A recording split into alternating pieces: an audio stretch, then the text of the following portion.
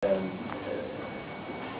a number of reasons, some of which we discussed yesterday, but not only those, has become the material institution within which and through which the notion of citizenship becomes implemented.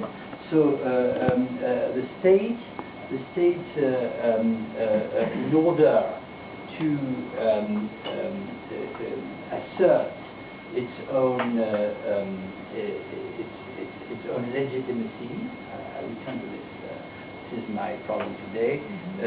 In fact, needs the introduction or the permanent reintroduction of a democratic element, even a radically democratic element, which from its own point of view must appear illegitimate.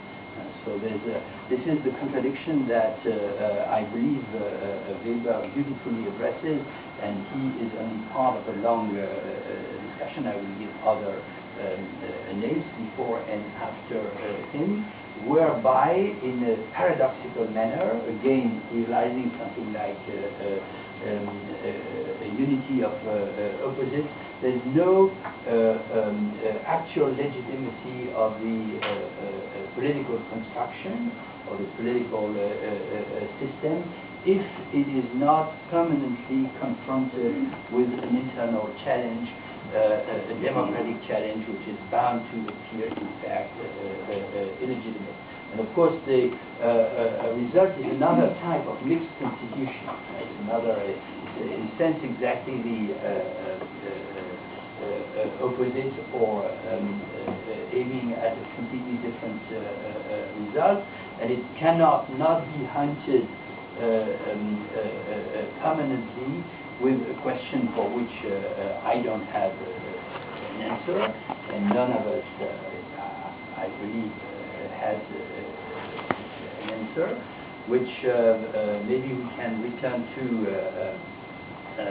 tomorrow if Boaventura agrees with that, because I believe it has strong affinities with his notion of democracy without an end, namely what kind of results, depending on historical circumstances almost certainly, and also on the type of popular or democratic elements we are talking about here, arise from the fact that, so to speak, the legitimacy of the political becomes grounded on the acceptance or the introduction of its own opposite. So that can be, of course, destruction. That can be a permanent civil war. That can be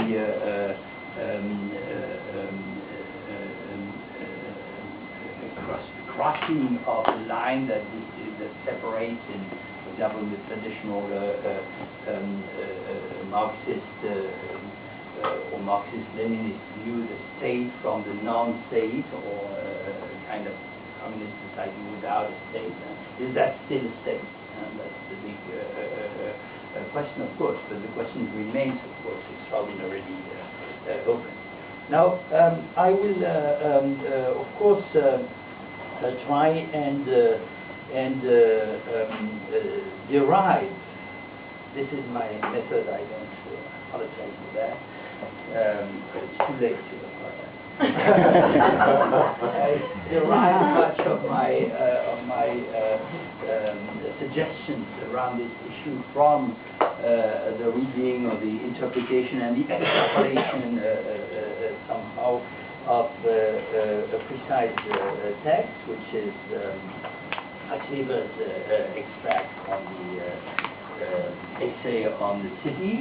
I said a little bit more in a minute about the status of that essay, but again, I mean, you think I'm always adding preliminaries to preliminaries. Another aspect of my method.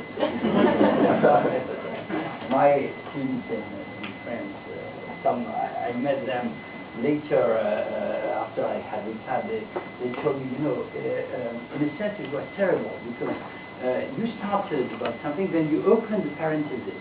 Then you open the parenthesis inside the parenthesis, and so on and so on. And we were waiting for the parenthesis to become, in the end, actually closed. But after all, cases. Okay. This other preliminary, but you understand why I make it so quick, would refer to the following question. In this case, what would be the philological guiding line?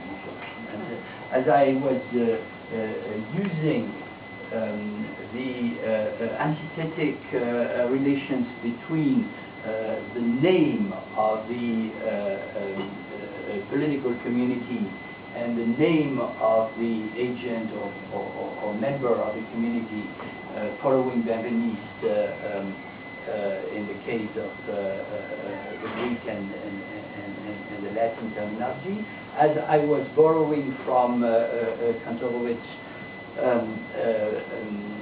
indications concerning the fusion of the two names of the body politic and the mystical body. Would there be here a philological element that would be useful and interesting to follow? And here I have to say that I can name it, but I don't know a work.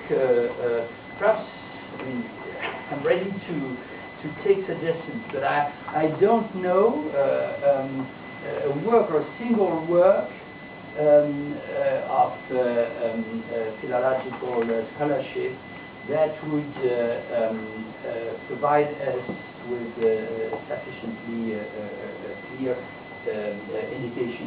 But the object I can indicate, I put conflict as a starting point. It would have to do with precisely the differences and the analogies or even equivalences between different names of the conflictual element in politics. And here, of course, again, we have to do with not even a structural distinction, but it's a simple situation of equivalences and oppositions. Of course, equivalences between names or terms only exist in as much as they can be seen to simultaneously exclude or differ from others. So the name from which I would like to start would be polemos, of course. Polemos, the Greek name for which we translate as war. But the whole question is whether polemos, or which gave in our languages, modern languages, the adjectives, the name polemics, polemical, involves the idea that there is an adversary against whom you are struggling. But okay, so the question of the trace, so to speak, of the location, I would say, the modalities and the effects of the polemos is at stake here. And then, of course, the problem becomes more complicated when you pass from the Greek to the Latin. So, in fact, I don't know of a good work on that. The question of the polemos is haunting a good deal of contemporary or near-contemporary philosophy. And there are interesting books. For example, one, I forgot the name of the author, called Heidegger's Polemos. I mean, Heidegger's, of course, relying on the famous quotations from Heraclitus, who designates Polemos as the father of everything. But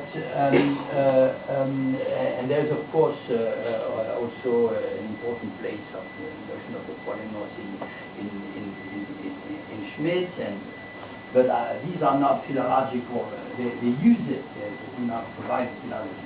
And then if you jump to the Latin, it's very interesting because the word that we tend to translate as I consider as equivalent of the Greek polemos is a Latin word bellum, and then the bellum in Latin, different from the polemos, if I well understand, that's using, you know, as a non-specialist my own classical memory or training, is a term that becomes qualified. That's interesting. The Greek polemos is not qualified. It can be used, in fact, as a metaphysical category, towering with, in fact, originally a cosmological meaning, and then, so to speak, descending into human affairs. Whereas the Latins are legal thinkers. They think in juridical terms, and they create different rights, different domains of rights. So they have different types of wars, if you like, or bellum. Remember that Julius Caesar, became famous not only for creating the Roman Empire and being killed for that, etc., but writing two famous works that those of us who had Latin at school used, because it's an easy classical Latin, very. So one of them is called the Bellum Gallicum, that is the war of Gaul. So you might want to think that it is an external war. But let's not return to what I had sketched briefly about the Roman Empire. It's an external war in a very peculiar meaning, that is incorporating something that was still beyond the limits of the city into its new expanded limits. Therefore, there's no general concept of external war. I never found that in any Latin text, but there are names which are proper names, meaning the war that the Romans waged against this or that other people, the Gauls, for example, which ended, in fact, or almost always for certain periods, by the incorporation of that people into the empire. Then the other war that Caesar is waging is the Bellum Civile. That's what we translated as civil war. It's the war that the Romans are fighting against one another when they become divided into two opposite parties. And in fact, it's the origin of one of the origins of the name party. The Greeks, of course, knew the thing very well, and for the civil war, they didn't use polemos with another adjective. They used a completely different term, extraordinarily ambivalent, in fact, geographical, which is sassy. You agree with that? Okay, and then the Romans had now the question of the Sassis and the civil war is haunting the political philosophy and designates and Western tradition, generally speaking, as precisely the extreme danger that a political construction permanently faces. And of course it goes, I return to this if I can, but I can't indicate it now.